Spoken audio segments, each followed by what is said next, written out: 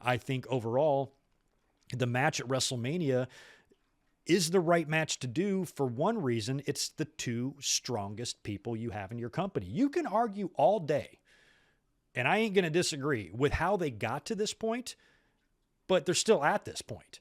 And at least it's not a rematch of WrestleMania 34. At least it's not a rematch of WrestleMania 31. Those matches had different feels and different vibes. The first one was all about Roman coming up and Seth spoiling the party.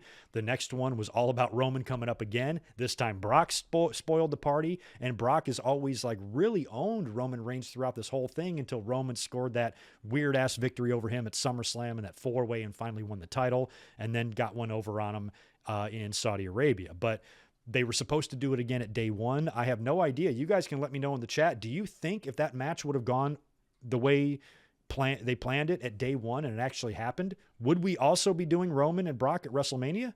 Or do you think day one changed everything? I kind of think we were getting Brock and Roman Reigns at WrestleMania anyway. I think maybe the plan was to have these run-ins with each other where shady shit went down, and then at the end of it, both guys wind up with championship belts, and you just unify, winner-take-all, ultimate blow-off.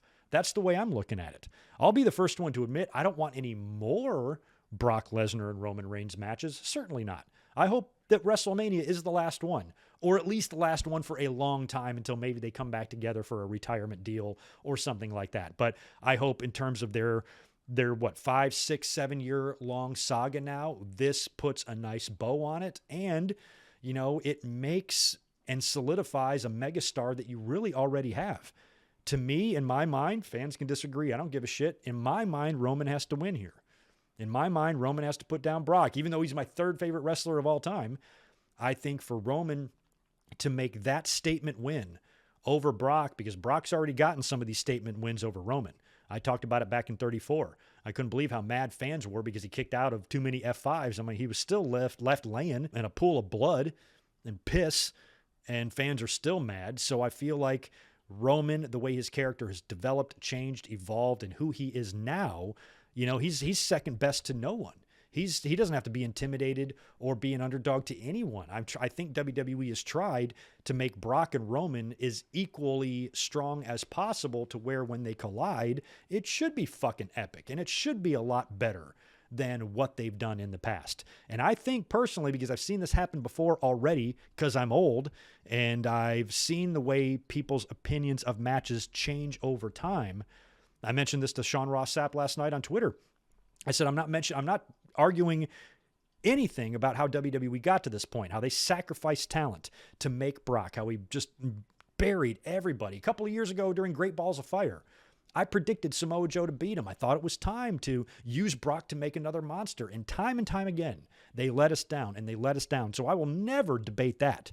That wasn't the debate.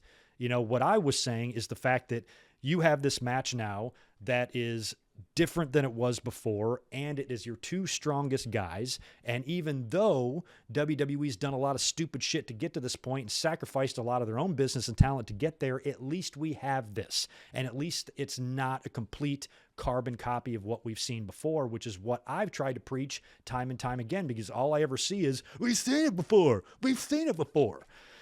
And that's where I made the mistake of last night tweeting out something about WrestleMania rematches, because I watched them all. And there were so many WrestleMania main events that were rematches. And I listed them. WrestleMania 2, WrestleMania 3, 4, 5, 10, 12, 13, 14, 15, 17, 18, 19, 24, 26, 27, 29, 34, and probably one or two that I was missing were all rematches.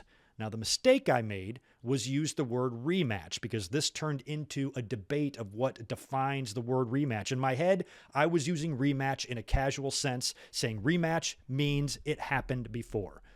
But people thought I meant it was a WrestleMania rematch. And like, that didn't happen in WrestleMania. When did Bundy and Hogan wrestle? I'm like, Bundy and Hogan wrestled a lot of times before WrestleMania 2. As a matter of fact, that cage match was set up because of a previous match they had.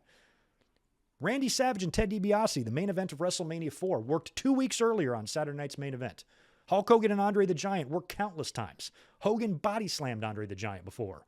Nobody talked about it, but it still happened. WrestleMania 5, Hogan and Savage worked a bunch. when Savage was IC champion. You know? What is the other one? WrestleMania 12, Brett and Shawn. Look at the history they had with each other.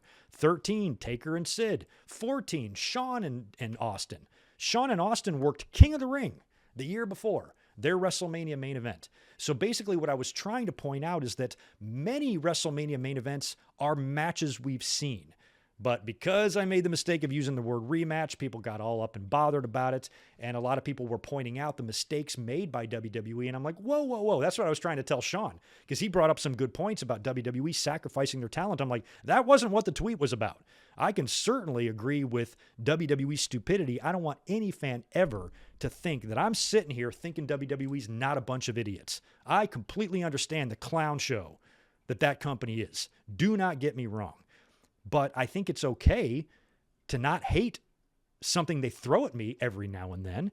And even though I understand the problems that they've done with the booking with Roman and Brock, even though I love the Roman and Brock characters, they sacrificed a lot to get to this point, and you could argue that it wasn't worth it. Sure, I'll take that argument. Again, not what the tweet was about. My point was, at least this is a main event that, even though we've seen it a bunch of times, to me has intrigue. You wouldn't believe how many smug little fucking pieces of shit. No one wants to see that match. No one wants to see that match. I'm like, who's no one? I'm not no one. I'm not no one. I got more followers than you, bitch. I want to see it. So you're wrong. You know, that attitude that what you want or what you like is what everybody should like is one of the biggest problems in the fucking world. I got jackasses talking to me about the media and morality plays and everything. I made the comparison. I said, look at Austin and Rock. Look at all the WrestleMania matches they worked. You know, look at their story and their rivalry. You know, they're not telling any different of a story than Brock and Roman are. They're the two top guys in the company. Naturally, their paths are going to parallel. They're going to be natural rivals. And you saw a lot of different stories being told with Rock and Austin. We saw role reversals. We saw heel turns as an ambulance goes by. We saw essentially all the same shit in Rock and Austin that we're seeing now with Brock and Roman. Maybe with Heyman playing more of the Vince McMahon role. But even back then, with Austin and Rock, it was even more jumbled up. The story was even more of a mess. Look at what they did during the invasion. By the time, you know, Rock was such a dirty heel to Austin, then you fast forward to Survivor Series 2001, and The Rock is beating Austin in that 5-on-5 match as a babyface. So it was all over the place. There was no real strong story there. So when everybody's like, what's the story they're telling? I'm like, it's not that. You don't have to overthink it. It ain't that deep. The story is the two biggest badasses in the WWE are jockeying to be the number one guy. That's the story. What the fuck are you looking for? You know, I don't understand why wrestling fans try to over-intellectualize something that's so goddamn simple and so easy to understand if you just watch it and appreciate it for wrestling. So yes, WWE are morons. Yes, they have completely sabotaged their own damn product and sacrificed a lot of good talent in order to make Roman and especially Brock as strong as they are. But it could be a lot worse. They could go through all that trouble, sacrifice all that talent to have two completely bland, unchanging characters that are the exact same as they were in 2015, and they're throwing this shit at us again in the main event of WrestleMania. I will take this over Roman and Brock at 34, over Roman and Triple H at 32, over a lot of WrestleMania main events in recent history, because this one is going to be good. And now, because of the path both of these guys are on, it's been announced since they're both champions, this is going to be the ultimate blow-off. This, you know, to me, even though we've had a ton of Brock Lesnar matches, I feel like there's loose ends. Fans are willing. Fans claim they want long-term booking, or they claim they want continuity, or they claim they want things followed through with. And we have a whole bunch of loose ends to tie up with Roman and Brock still. There's been some shady shit that's gone down in their last couple of encounters. They are two very different people. Brock is just, of course, Brock, and Roman has got a 500-day plus run now with the championship. Now it's going to be a winner-take-all deal. This is it. This is the final match we need. We actually need this for closure. But fans just hate it because it's WrestleMania. So I'm like, there's 2 nights of WrestleMania, man. I just don't, like, after this, don't get me wrong, I really hope they move on from this. But imagine the level of star that's going to make Roman if he puts down Brock clean and hard in the middle of the ring. I mentioned that the same day Roman re-debuted as a heel.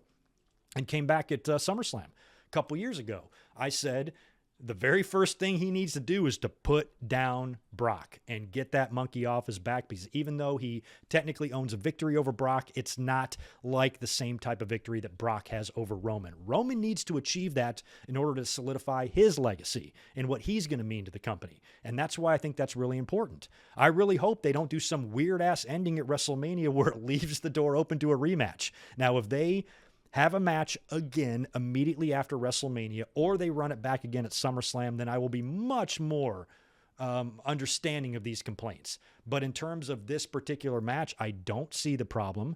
This is, of all the matches they could make in terms of where everybody is right now on the roster, this is pretty much the best one I can think of. Roman and Brock, title for title.